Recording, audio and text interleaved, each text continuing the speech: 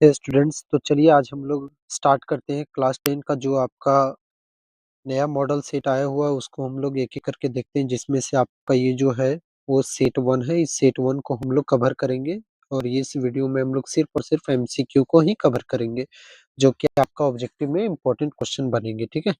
तो वीडियो को सबको एकदम ध्यान से लास्ट तक देखिएगा, आखिर तक देखिएगा, क्या-क्या क्वेश्चन आते हुए हैं, ठीक है? इसमें से चलिए पहला क्वेश्चन हम लोग बिना टाइम को गँवाए हुए सबसे पहला क्वेश्चन क्या बोलता है? पहला क्वेश्चन देखते हैं कि दाँत का जो इनेमल बना होता है, अब दाँत का जो इनेमल बना होता है वो किसका बना होता है? त ऑप्शन नंबर ए है calcium hydroxide, option number B है calcium oxide, option number C है कैल्शियम कार्बोनेट और ऑप्शन नंबर डी है कैल्शियम हाइड्रॉक्सी पोटैट। अब देखिए आप लोग पढ़े होंगे कि दाँत का जो इनेमल होता है वो कैल्शियम फॉस्फेट का बना होता है, बट यहाँ पर देखिए इन चारों में से तो कैल्शियम फॉस्फेट नहीं दे रखा है, तो कैल्शियम फॉस्फेट का जो रॉ मटेरियल होता है वो आपका होता है कैल्शियम हाइड्रॉक्सी पोटैट। तो यहाँ पर जो आपका सही उत्तर हो जाएगा ऑप्शन नंबर डी हो जाएगा, ठीक है? चलिए नेक्स्ट क्वेश्चन हम लोग बढ़ते हैं, क्वेश्चन नंबर 2 है, एक विलयन कुचले हुए अंडों के छिलके के साथ अभिक्रिया करके गैस बनाता है। अब इस क्वेश्चन को ज़रा-सा ध्यान से देखिए कि एक विलयन जो है, अब भाई कौन-सा विलयन है मुझे नहीं पता है, तो उस विलयन को मैं क्या ले ले रहा हूँ, मैं उस विलयन को मैं ले ले रहा हूँ एक्स, ठीक है? चलिए कोई-सा विलयन भी है, उस एक्स विलयन है, वो कुचले हुए अंडों के साथ बोल रहा है कुचले हुए अंडा। अब अंडा का जो छिलका होगा वो आप लोग ज भली-भाँति जानते होंगे कि किसका बना होता है, कैल्शियम कार्बोनेट का यानी कि CaCO3 का। तो बोल रहा है कि एक गैस बनाता है और वो गैस जो है ना वो क्या कर देता है, चूने के पानी को दूधिया कर देती है। अब याद करिए आप लोग चैप्टर आम्ल क्षारक तथा लवण, कौन-सा गैस है जो कि चूने के पानी को दूधिया कर देती है? सोचिए। तो इसका बिल्कुल सही सोच रहे हैं आप, कार्बन डाइऑक्साइड गैस है। कौन-सी गैस है? Carbon dioxide gas. Carbon dioxide gas क्या करती है? चूने के पानी को दूधिया कर देती है, ठीक है? तो यहाँ पर बताइए कैल्शियम कार्बोनेट जो है वह किससे अभिक्रिया करके कार्बन डाइऑक्साइड गैस बनाती है? तो याद करिए अम्ल का रासायनिक गुणधर्म, अम्ल का रासायनिक गुणधर्म में आप लोग पढ़े होंगे कि अम्ल जो होती है ना, वो धातु कार्बोनेट, ये हुआ देखिए धातु कार्बोनेट या तो धातु बाइकार्बोनेट के साथ अभिक्रिया करके CO2 जल और साथ में आपका क्या बनाती है? लवण बनाती है। तो यहाँ पर बोल रहा हूँ कौन-सा विलयन है जो कि इसके साथ अभिक्रिया कर रहा है, मतलब अंडा के छिलका के साथ यानी कि कैल्शियम कार्बोनेट के साथ, तो अम्ल अभिक्रिया कर रही है, तो हमको ये 4 में से अम्ल को खोजना है। तो ऑप्शन नंबर ये है सोडियम क्लोराइड, ये तो अम्ल नहीं है। Option number B HCl hydrochloride, hydrogen chloride यानी कि हाइड्रोक्लोरिक एसिड ये अम्ल है। LiCl यानी कि लिथियम क्लोराइड ये अम्ल नहीं है। KCl ये भी अम्ल नहीं है। तो यहाँ पर आपका सही जवाब हो जाएगा ऑप्शन नंबर बी HCl, ठीक है? चलिए, ये क्वेश्चन थोड़ा-सा सोचने वाली था, ठीक है? सोचने वाला था ये। अब देखिए यहाँ पर क्वेश्चन नंबर 3 क्या है? एक तत्व ऑक्सीजन के साथ अभिक्रिया करके उच्च गलनांक वाला यौगिक बनाता है। ये भी अगेन क्वेश्चन तगड़ा है कि कोई एक तत्व है, ठीक है? कोई भी एक तत्व है जो कि क्या कर रहा है? ऑक्सीजन के साथ अभिक्रिया करके गलनांक वाला एक उच्च गलनांक वाला यौगिक बना था। अब कौन-सा तत्व है मुझे नहीं पता, यहाँ पर चलिए फिर से लिख देते हैं एक्स यौगिक, लेकिन उसका जो भी यौगिक बन रहा है ना, यहाँ पर जो भी आपका कंपाउंड बन रहा है उसका गलनांक जो होता है, उसका जो मेल्टिंग पॉइंट है, वो क्या बहुत अधिक है, ठीक है? तो वह यौगिक जल में घुलनशील भी है। ये भी बोल रहा है कि वह जो यौगिक बना हुआ है, ये आपका जल में घुलनशील भी है, तो वह कौन-सा तत्व है? Option A calcium, option B silicon, option C carbon, option number D लोहा। तो यहाँ पर आपका कौन-सा तत्व है जो कि ऑक्सीजन से अभिक्रिया करके ऐसा यौगिक बनाता है कि उसका गलनांक उच्च होता है और साथ में वो जल में भी घुलनशील होता है। तो याद करिए आप लोग आयनिक यौगिक किसे कहते हैं? तो आयनिक यौगिक किसे कहते हैं हम लोग? जो कि आपका किससे अभिक्रिया करता है? धातु और अधातु के बीच में। ये तो ऑक्सीजन आपका क्या हुआ? अधातु। तो ये अधातु किससे अभिक्रिया किया होगा भाई? धातु के साथ। तभी ना ये आयनिक यौगिक बनेगा। धातु और अधातु आपस में अभिक्रिया करके आयनिक यौगिक बनाते हैं और उन आयनिक यौगिकों का जो गलनांक और क्वथनांक जो होता है उच्च होता है, यानी कि यहाँ पर आपको धातु छाँटना है। तो धातु कौन है आपका? कैल्शियम, सिलिकॉन, कार्बन, लोहा। तो सिलिकॉन तो आपका धातु नहीं है, ठीक है? कार्बन भी धातु नहीं है। अब बचा यहाँ पर कैल्शियम और लोहा। तो इनमें से सबसे जो मजबूत बनाएगा वो क्या बनाएगा? आपका कैल्शियम बनाएगा। ऑप्शन नंबर ये जो होगा वो करेक्ट हो जाएगा, ठीक है? चलिए, अब थोड़ा हम लोग और आगे बढ़ते हैं। क्वेश्चन नंबर 4 में चलते हैं। मानव पुरुषों में यौवन की आयु क्या है? मतलब पुरुष का बोला हुआ है कि यौवन की आयु क्या है, यानी कि ह्यूमन का टीनेजर बोला हुआ है, ठीक है? Teenager, what is the puberty age of male? Male का प्यूबर्टी एज कितना होता है? अंग्रेजी में भी ये क्वेश्चन, मेल का प्यूबर्टी एज कितना होता है?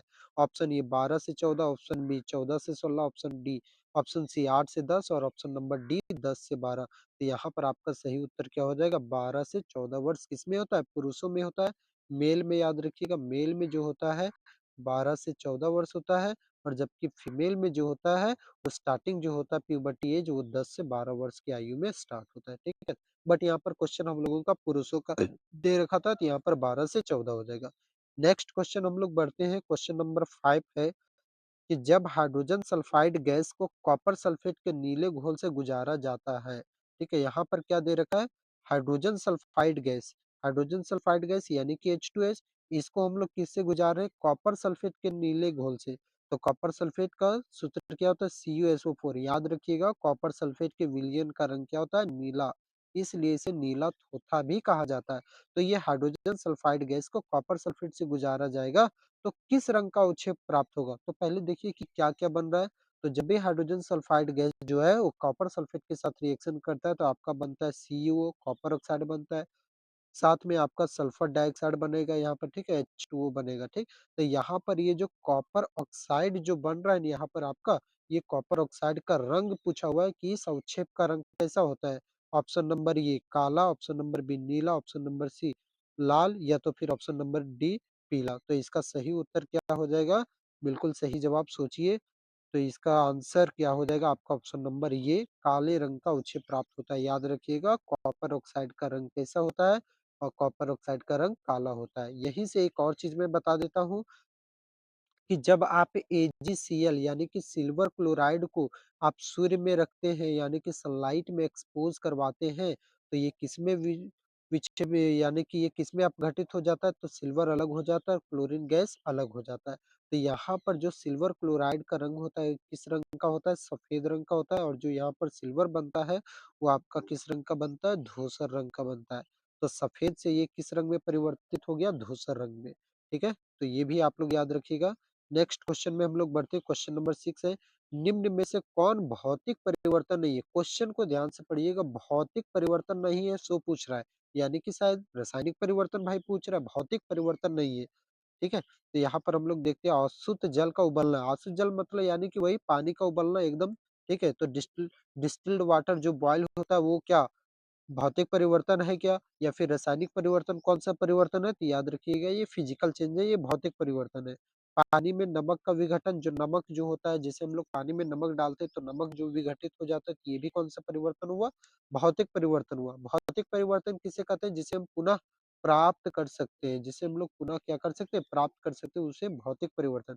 अब है ऑप्शन नंबर बी चीनी का कार्मेलाइज़ेशन। अब कार्मेलाइज़ेशन क्या होता है? खोवा वगैरह देखे हैं ना उस प्रकार का? तो वो जो बनता है चीनी, चीनी को क्या किया जाता है जब हीट किया जाता है तो चीनी के जो भी अणु होते हैं वो टूट जाते हैं, टूट करके फिर से जुड़ते हैं और जुड़ने के फलस्वरूप एक नया यौगिक बनाते हैं जिसे हम लोग कहते हैं कार्मेलाइजेशन, ठीक है? तो इसका ऑप्शन नंबर बी हो जाएगा चीनी का कार्मेलाइजेशन, जो कि भौतिक परिवर्तन का उदाहरण नहीं है। नेक्स्ट है फूल का मादा प्रजनन भाग क्या होता है? जो फूल का मादा भाग होता है वो क्या कहलाता है?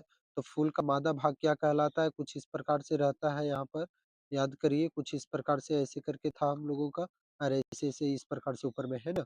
तो वर्तिकाग्र अंडाशय वर्तिका या फिर शैलीय अंडाशय थैलेमस या फिर वर्तिका परागकोश तंतु या फिर परागकोश तंतु। तो यहाँ पर सही जवाब क्या हो जाएगा कि क्या हो जाता है वर्तिकाग्र होता है, अंडाशय होता है और वर्तिका।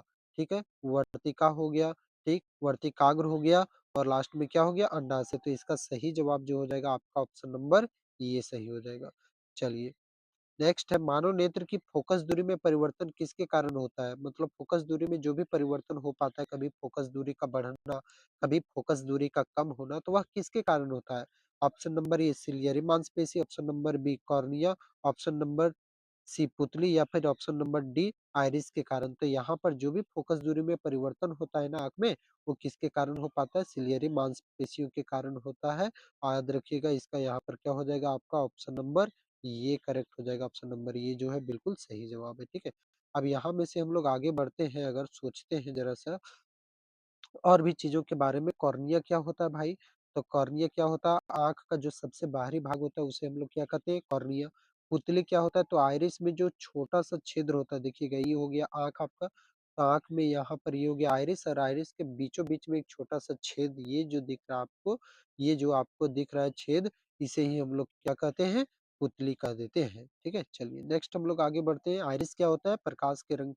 प्रकाश नहीं, आँख के रंग के लिए ज़िम्मेवार होता है। किसी की आँख का रंग देखिएगा नीला, किसी की आँख का रंग देखिएगा काला कलर का, किसी आँख का रंग देखिएगा ब्राउन कलर का, तो वो आइरिस के कारण होता है आपका। अगला क्वेश्चन है, आकाश का नीला रंग किसके कारण होता है? जो आकाश का जो आपको नीला रंग आपको दिखाई देता है, वो किसके कारण होता है आपको नीला रंग दिखाई देता है? ऑप्शन ए अपवर्तन के कारण, ऑप्शन बी प्रकाश का फैलाव, ऑप्शन सी यहाँ पर क्या है? प्रकाश का विवर्तन, और यहाँ पर आपका है option number D. Option number D क्या दिया हुआ है? प्रकाश का परिकिरणन। तो यहाँ पर जो आपका सही जवाब है, इसको आप लोग सोचिए तब तक थोड़ी देर। तो इसका सही जो जवाब हो जाएगा ऑप्शन नंबर डी हो जाएगा, प्रकाश का परिकिरणन। प्रकाश के परिकिरणन के कारण से। प्रकाश का परिकिरणन क्या होता है? तो जब कहीं से कहीं सोर्स से लाइट निकलती है, पास आउट होती है ना, तो उसके सामने जब बहुत छोटा-छोटा सा एकदम चीज़ होता है, पार्टिकल होते हैं, कण होते हैं, तो प्रकाश सीधी रेखा में जाने के बजाय में थोड़ा-सा क्या हो जाता है, इस प्रकार से फैल जाते हैं।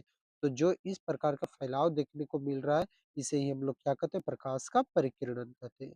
नेक्स्ट है, लेंस की शक्ति है -4D, तो लेंस की प्रकृति क्या होगा? तो शक्ति दिया हुआ पावर जो दिया हुआ किसी लेंस का पावर है -4 डायोप्टर, ठीक है? डी से हो गया यहाँ पर डायोप्टर, तो लेंस का प्रकृति क्या होगा? तो याद रखिएगा लेंस का प्रकृति 2, एक तो होता है पॉजिटिव में और एक होता है नेगेटिव में, ठीक? तो जो पॉजिटिव हुआ मतलब समझिएगा उत्तल लेंस हुआ, ठीक है? और नेगेटिव हुआ मतलब अवतल लेंस। यानी कि जो लेंस का प्रकृति अगर धनात्मक में आएगा तो उत्तल लेंस, और अगर ऋणात्मक में आएगा तो अवतल लेंस, ठीक है? तो यहाँ पर -4D दिया हुआ मतलब ऋणात्मक में है, तो कौन-सा सही हो जाएगा आपका? उत्तल लेंस हो जाएगा, यानी कि ऑप्शन नंबर डी जो होगा वो। चलिए, तो क्वेश्चन नंबर 11 में अब क्या दिया हुआ है? क्वेश्चन नंबर 11 में मटर में, ठीक है, एक शुद्ध लंबा, ठीक है, शुद्ध लंबा मतलब बड़ा टीटी, ठीक है, शुद्ध बौना पौधा मतलब छोटा टीटी, तो इन दोनों के बीच में संकरण कराया जाता है। तो बोल रहा है F2 पीढ़ी की बात कर रहा है, तो F2 पीढ़ी में शुद्ध लंबा पौधा और शुद्ध छोटे पौधे का अनुपात बताओ। तो देखो यहाँ पर ये बड़ा टी और छोटा टी क्रॉस ओवर करेगा तो बड़ा टी छोटा टी हो जाएगा। फिर यही वाला बड़ा टी इस छोटा टी के साथ क्रॉस ओवर करेगा तो बड़ा टी छोटा टी, फिर ये बड़ा टी और ये छोटा टी क्रॉस ओवर करेगा तो बड़ा टी छोटा टी, फिर ये बड़ा टी और ये छोटा टी के साथ क्रॉस ओवर करेगा बड़ा टी छोटा टी। तो ये जो प्राप्त हुआ ये कौन-सा पीढ़ी हुआ? ये F1 पीढ़ी हुआ, ठीक है? कौन-सा पीढ़ी? F1 पीढ़ी। तो अब बोल रहा है कि जो F1 पीढ़ी में ये हम लोग का क्वेश्चन पूछा F2 पीढ़ी। तो F2 पीढ़ी के लिए क्या किए थे मेंडल साहब कि जो F1 पीढ़ी में जितना भी अब ये संकर लंबा पौधा, संकर लंबा पौधा, संकर लंबा पौधा, तो जो F1 पीढ़ी में प्राप्त हुआ था ना, उनको फिर से क्रॉस ब्रीडिंग करवाए थे, यानी कि बड़ा टी, छोटा टी के बीच और फिर बड़ा टी, छोटा टी के बीच में, ठीक है? यहाँ पर हम इसको एक बार पहले इरेज कर देते हैं इस तरह से। अब हमको क्या प्राप्त हो गया था भाई? ज़रा सा याद करिए। बड़ा टी, छोटा टी प्राप्त हुआ था और बड़ा टी, छोटा टी ये प्राप्त हुआ था। अब इनके बीच क्रॉस ब्रीडिंग करवाए थे भाई, ये कौन-सा पीढ़ी था? F1 पीढ़ी था, ठीक है? याद रखिएगा F1 पीढ़ी, तो बड़ा टी ये हो जाएगा, फिर बड़ा टी और छोटा टी ये हो जाएगा, फिर छोटा टी, बड़ा टी, छोटा टी हो गया मतलब यानी छोटा टी, छोटा टी, छोटा टी, छोटा टी हो गया। तो बोल रहा है F2 पीढ़ी में शुद्ध लंबा पौधा और शुद्ध बौने पौधे का अनुपात बताइए। तो शुद्ध लंबा पौधा क्या हुआ? ये बड़ा टी हुआ, और शुद्ध बौना पौधा क्या हुआ? छोटा टी हुआ। तो हम लोग बोलेंगे इसका अनुपात कितना निकलेगा? 1:1 यानी कि ऑप्शन नंबर सी करेक्ट हो जाएगा, ठीक है? चलिए। नेक्स्ट है क्वेश्चन नंबर 12, तो क्वेश्चन नंबर 12 हम लोग बढ़ते हैं। एक वस्तु जो है, कोई एक वस्तु है, ठीक है? कुछ भी है, वो अवतल दर्पण के सामने 20 सेंटीमीटर दूरी पर रखी गई है, ठीक है भाई? तो U बराबर 20 सेंटीमीटर हो जाएगा, तो यहाँ पर क्या हो जाएगा? माइनस में, ठीक? जिसकी फोकस दूरी 25 सेंटीमीटर दिया हुआ है, 25 सेंटीमीटर फोकस दूरी। कौन-सा दर्पण बोला है भाई? अवतल दर्पण, तो यहाँ पर साइन किसमें ले लेंगे? माइनस में। तो वस्तु का आवर्धन क्या होगा? तो m बराबर क्या होगा फॉर्मूला? तो याद करिए m बराबर हम लोग फॉर्मूला पढ़े माइनस भी बटा यू, ठीक है? तो माइनस भी तो नहीं पता है, तो पहले भी आपको निकालना होगा, किस फॉर्मूला से निकालिएगा? 1/v प्लस 1/u बराबर 1/f। यहाँ से आप लोग भी निकाल लीजिएगा, फिर जो भी का वैल्यू आएगा वो यहाँ पर पुट कर दीजिएगा और यू का वैल्यू तो -25 सॉरी -20 दिया हुआ है, तो दोनों को डिवाइड करिएगा, जो आएगा आपका आंसर हो जाएगा। चलिए, क्वेश्चन नंबर 13 खाद्य जाल के लिए निम्नलिखित में से क्या सत्य है? ये जो खाद्य जाल में है तो उनमें से कौन-सा कथन जो है वो सत्य है, ठीक है?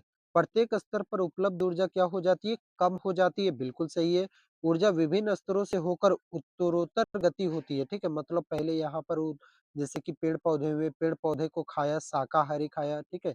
यहाँ पर शाकाहारी यानी कि हर्बीवोरस को खा गया कार्निवोरस और कार्निवोरस को खा गया सुपर कार्निवोरस, ठीक है? तो यहाँ पर बोल रहा है कि कौन-सा कथन सत्य है? तो वो प्रत्येक स्तर पर उपलब्ध ऊर्जा क्या हो जाती है? कम हो जाती है, बिल्कुल सही बात है कि ऊर्जा हमेशा क्या हो जाती है? कम हो जाती है, आप उपयोग करें या फिर ना करें, ठीक है? ऊर्जा विभिन्न स्तरों से कम ऊर्जा विभिन्न स्तरों से होकर उत्तरोत्तर गति करती है, बिल्कुल सही है। तो यहाँ पर आपका ऑप्शन नंबर सी हो जाएगा, ए और बी दोनों सही है, ठीक। क्वेश्चन नंबर 14 की ओर बढ़ते हैं। क्वेश्चन नंबर 14 में दिया हुआ यदि किसी विशेष छोर से देखने पर परिनालिका में धारा की दिशा वामावर्त है। वामावर्त का मतलब हुआ कि एंटी क्लॉकवाइज है, ठीक है? किस प्रकार से है ये एंटी क्लॉकवाइज है तो यह सिरा क्या होगा? जब एंटी क्लॉकवाइज होगा तो याद रखिएगा कि जो सिरा बन जाता है आपका कौन-सा सिरा बन जाता है? उत्तरी ध्रुव और अगर क्लॉकवाइज होगा तो ये सिरा कौन-सा बन जाता है आपका? इसी का अपोजिट कर दीजिएगा आप लोग, ठीक है? चलिए तो नेक्स्ट क्वेश्चन में अब हम लोग बढ़ते हैं। क्वेश्चन नंबर 15 निम्न में से कौन-सा व्यंजक सर्किट में विद्युत शक्ति का प्रतिनिधित्व नहीं करता है? 4 फ़ॉर्मूला दिया गया है और इन 4 में से बताना है आपको कि कौन विद्युत शक्ति का प्रतिनिधित्व नहीं करता है, यानी कि कौन विद्युत शक्ति का फ़ॉर्मूला नहीं है। तो देखिए विद्युत शक्ति का फ़ॉर्मूला क्या होता है? P बराबर VI होता है। अब यहाँ से बैठाते जाइए, अगर आप लोग यहाँ पर V बराबर IR लेते हो ओम के नियम से तो P बराबर क्या होगा? IR और गुना यहाँ पर R हो जाएगा। तो IR का I और R गुना करेंगे तो R स्क्वायर। एक बार I की जगह पर बैठा दीजिए V बटे R तो P बराबर क्या हो जाएगा? V गुने V बटे R यानी कि V स्क्वायर बटे R हो जाएगा। तो इसको हम लोग 3 फ़ॉर्मूला आया, P बराबर VI आया, P बराबर क्या आया? यहाँ पर अगर आप I बराबर क्या लिखिएगा? V बटे R तो क्या हो जाएगा? V स्क्वायर बटे R हो जाएगा और तीसरा क्या आया यहाँ पर? भी की जगह पर आई आर लिखिएगा तो आ जाएगा आई स्क्वायर और आर आ जाएगा। तो यहाँ पर भी आई है सर, आई स्क्वायर बटे आर है क्या? नहीं, ये नहीं है। भी स्क्वायर बटे आर है? हाँ सर, ये है। आई स्क्वायर आर है? हाँ भाई, ये है। तो इसमें बोल रहा है कौन प्रतिनिधित्व नहीं करता है? तो ऑप्शन नंबर बी प्रतिनिधित्व नहीं करता है। चलिए क्वेश्चन नंबर यहाँ पर 16 है, जलीय द्रव और लेंस के बीच का जो काला भाग होता है वो क्या कहलाता है? यानी कि एक्वस ह्यूमर, ये जो आपका मानव नेत्र का हो गया, ये डायग्राम हो गया, ठीक है? यहाँ पर इस प्रकार से हो गया ऐसे करके, तो यहाँ पर जो काला वाला भाग जो होता है वो क्या कहलाता है? दृष्टिपटल, परितारिका, कॉर्निया या फिर क्या कहलाता है? पुतली। तो इसका सही जवाब क्या हो जाएगा यहाँ पर आपका? पुतली हो जाएगा। क्या हो जाएगा आपका? पुतली हो जाएगा, ठीक है? पुतली कहाँ पर स्थित रहता है? तो याद रखिएगा आइरिस के बीचों-बीच स्थित रहता है पुतली। नेक्स्ट है, निम्न में से कौन-सी गैस वसा और तेलयुक्त खाद्य पदार्थों को लंबे समय तक संग्रहित रखने के लिए उपयोग की जाती है? जो आप लोग देखे होंगे चिप्स वाला थैली खाते होंगे ना, ये क्वेश्चन का टेंडर है भाई, ये हमेशा क्वेश्चन पूछता है कि चिप्स क जैसे कि चिप्स पहले तो सिंपल में पूछता था बट इस बार अभी घुमाया हुआ है, ठीक है? तो चिप्स की थैली में कौन-सा गैस पाया जाता है? नाइट्रोजन। अगर चिप्स की थैली में आप लोग जो भी कुरकुरे खाते हैं, अगर नाइट्रोजन गैस ना हो ना तो वो आपका चिप्स का जो भी स्वाद रहेगा वो पूर्ण रूप से क्या होगा? बिगड़ जाएगा। तो क्वेश्चन है कि कौन-सा गैस जो है वो वसा और तेलयुक्त खाद्य पदार्थों को लंबे समय तक संरक्षित रखता है, तो कौन-सा गैस है? नाइट्रोजन गैस है, ऑप्शन नंबर सी सही होगा, ठीक है? क्वेश्चन नंबर 18 है, एक विद्युत जनरेटर परिवर्तित करता है, तो विद्युत जनरेटर क्या परिवर्तित करता है? ऑप्शन नंबर ए विद्युत ऊर्जा को आंतरिक ऊर्जा को ऊष्मा ऊर्जा में, विद्युत ऊर्जा को रासायनिक ऊर्जा में और एक और है आपका जो भी होगा देख लेते हैं, चलिए हम लोग देख लेते हैं, आंतरिक ऊर्जा को विद्युत ऊर्जा में, ठीक है? तो यहाँ पर देखिए क्या किसमें परिवर्तित करता है ये? तो देखिए विद्युत जनरेटर है, तो जनरेटर ऐसे मन में सोचिए जनरेटर, तो जनरेटर कब स्टार्ट होता है? जब पहले उसको गोल, गोल, गोल, गोल, गोल, गोल घुमाते हैं। तो घुमाए मतलब यानी कि गतिज ऊर्जा प्रदान किए, गतिज ऊर्जा किस ऊर्जा का प्रकार है? यांत्रिक ऊर्जा का। तो पहले उस जनरेटर को हम लोग आंतरिक ऊर्जा दिए, फिर जब वो गोल-गोल घूमा तो आंतरिक ऊर्जा किसमें परिवर्तित हो गया? विद्युत ऊर्जा में परिवर्तित हो गया, ठीक है? तो ये क्या करता है आंतरिक ऊर्जा को विद्युत ऊर्जा में परिवर्तित करता है। यहाँ पर आपका ऑप्शन नंबर डी जो होगा, वो आपका ऑप्शन नंबर डी बिल्कुल सही हो जाएगा। नेक्स्ट है क्वेश्चन नंबर 20 में बढ़ते हैं। सामान्य दृष्टि वाले युवा वयस्क के लिए सुस्पष्ट दृष्टि की न्यूनतम दूरी कितनी होती है? मतलब यानी कि एकदम साफ-साफ देखना है तो कम से कम कितनी दूरी होनी चाहिए, ठीक है? तो आपका है ऑप्शन नंबर ये 25 मीटर, 25 सेंटीमीटर, 20 सेंटीमीटर या फिर 20 मीटर।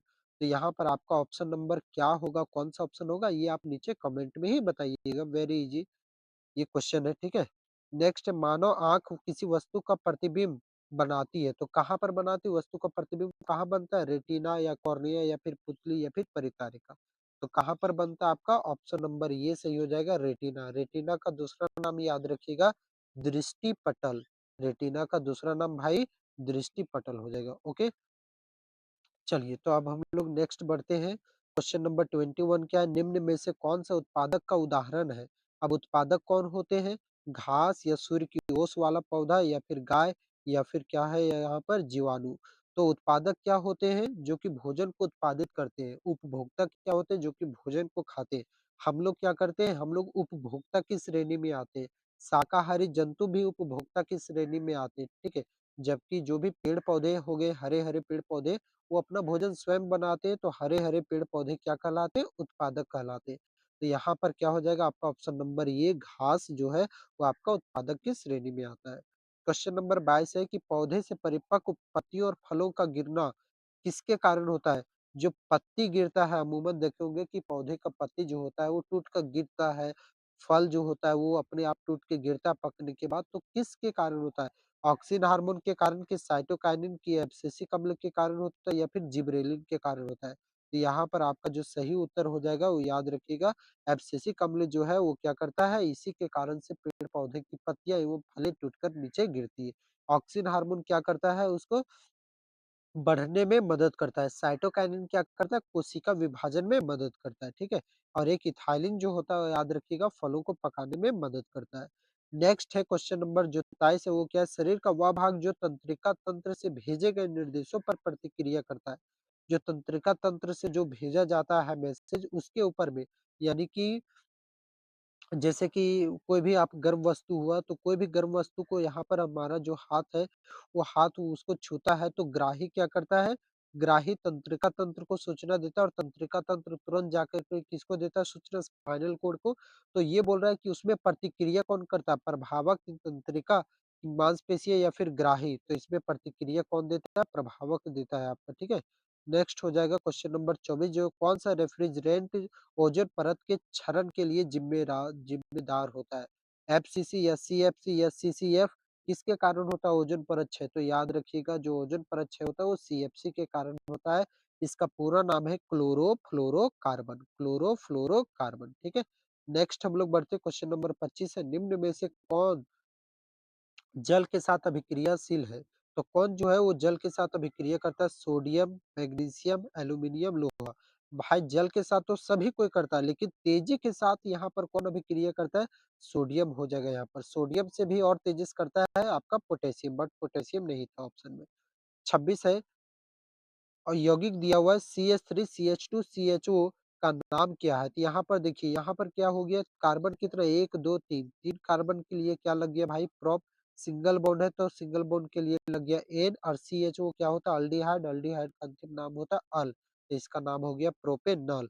तो प्रोपेनॉल आपका ऑप्शन नंबर डी है, तो डी करेक्ट हो जाएगा, ठीक है?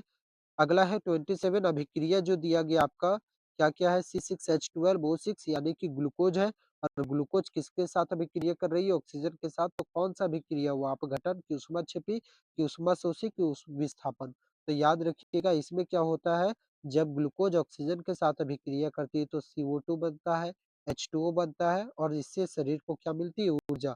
तो जो CO2 बना यहाँ पर जो आपका ऊष्मा जो बना हुआ है ये जो आपका ऊष्मा बना हुआ है CO2 जो ऊष्मा बना हुआ है, ये कौन-सा अभिक्रिया का उदाहरण हुआ? ऊष्माक्षेपी का। तो यहाँ पर क्वेश्चन नंबर 27 का ऑप्शन नंबर बी सही हो जाएगा। नेक्स्ट है क्वेश्चन नंबर 28 तो 28 में क्या एक न्यूरॉन के भीतर सूचना कैसे प्रवाहित होती है? तो पहले सूचना किसमें जाती है? डेंड्राइट, डेंड्राइट से पहले फिर उसके बाद किसकी में जाती है? कोशिका शरीर में जाती है, ठीक कोशिका शरीर के बाद एक्सॉन में, एक्सॉन का हिंदी हुआ अक्षतंतु और एक्सॉन के बाद किसमें जाती है? तंत्रिका अंत में जाती है, जिसको हम लोग क्या कहते हैं? एक्सॉन टर्मिनल भी कहते हैं, ठीक है? पीछे साइड वाला जो इस प्रकार से रहता है, ओके? ऐसे करके रहेगा यहाँ पर इस प्रकार से रहेगा और इस प्रकार से रहता है, ठीक? ये हो गया आपका तंत्रिका तंत्र का। तो यहाँ पर आपको ऑप्शन नंबर ये ही सही लग रहा है, तो यही सही हो जाएगा, ठीक है? क्वेश्चन नंबर 29 जो है, वो 3 आर्यों में दीर्घकाल के उपयोग के लिए संसाधनों के संरक्षण में मदद करेंगे, वे हैं। थोड़ा-सा मेरा गला खराब है इसलिए आवाज़ उतना अच्छा से नहीं जा पाता होगा। ठंड का दिन है, तो 3 आर जो है इसमें आर, आर, आर, ठीक है? तो इसमें आर का मतलब क्या होता है? तो याद रखिएगा एक आर का मतलब होता है रिड्यूस, दूसरा का आर का मतलब होता है रिसाइकल और तीसरा का मतलब होता है रीयूज़, ठीक है? तो यहाँ पर क्या हो जाएगा देखिए, रिड्यूस का मतलब सबसे पहली बात कि हमें चीज़ों का कम से कम उपयोग करना चाहिए और वायदे में उपयोग कर लिए तो उसका पुनः क्या करना चाहिए? पुनः चक्रण करना चाहिए, ठीक है? और अगर पुनः चक्रण हुआ तो उसे बार-बार हमें उपयोग भी करते रहना चाहिए, तो इसका ऑप्शन नंबर ये ही सही हो जाएगा, ठीक है? नेक्स्ट है क्वेश्चन नंबर 30 रंध्र छिद्र का खुलना और बंद होना। इस पर निर्भर करता है, तो किसके ऊपर निर्भर करता है? तो जो रंध्र होता है, पेड़-पौधों में जो छोटे-छोटे छिद्र होते हैं ना, उसको हम लोग रंध्र कहते हैं, तो वो किसके ऊपर निर्भर करता है? ऑक्सीजन के ऊपर, कि तापमान के ऊपर, कि द्वार कोशिकाओं में जल के ऊपर, कि CO2 की सांद्रता पर? तो बहुत ही ईज़ी सवाल है ये, ऑप्शन नंबर सी सही हो जाएगा। द्वार कोशिकाओं में जल जो द्वार कोशिकाएँ होती है, ये द्वार कोशिकाएँ ही क्या करती है? रंध्र के खुलने और बंद होने को निर्धारित करती है, उसे ही कंट्रोल करती है, ठीक है? इसमें क्या होता है कि जल का जब रंध्र खुलता है तो जल बाहर चला जाता है, रंध्र मतलब बंद होता है तो सॉरी जब रंध्र बंद होगा तो उस टाइम जल क्या होगा? बाहर और खुलेगा तो उस टाइम जल क्या होगा? अंदर हो जाएगा। तो अब हम लोग का जो बचा हुआ है वो क्या है? सब्जेक्टिव क्वेश्चन है, तो सब्जेक्टिव क्वेश्चन हम वैसे भी पहले ही क्या करवा रहे हैं सब्जेक्टिव क्वेश्चन के लिए हम बोर्ड के ऊपर में खुद से ही जो भी इम्पोर्टेंट क्वेश्चन है उन सभी प्रत्येक चैप्टर वाइज़ चैप्टर हम क्या कर रहे हैं, ला रहे हैं आप लोगों के लिए सीरीज़ प्रत्येक चैप्टर वाइज़ चैप्टर हम लोग बैक रिवीजन चला रहे हैं एक वीडियो में और दूसरा वीडियो में क्या कर रहे हैं कि उस चैप्टर से जितना भी सारा इम्पोर्टेंट क्वेश्चन बन सकता है, वो सारा इम्पोर्टेंट क्वेश्चन भी कर रहे हैं। तो मतलब हर एक चैप्टर का 2-2 वीडियो बन रहा है। एक वीडियो में आपका चैप्टर का बैक रिवीजन करवाया जा रहा है, रिवीजन करवाया जा रहा है और दूसरे वीडियो में आपका क्या हो रहा है, चैप्टर से जो भी इम्पोर्टेंट क्वेश्चन पूछे जाएँगे, वो भी आपका करवाया जा रहा है, ठीक है? चलिए अब हम लोग मिलेंगे नेक्स्ट वीडियो में फिर से मॉडल सेट अब हम लोग 2 वाला हम लोग करेंगे, ठीक है? तब तक आप इसी तरह से पढ़ाई करते रहिए। Thank you very much.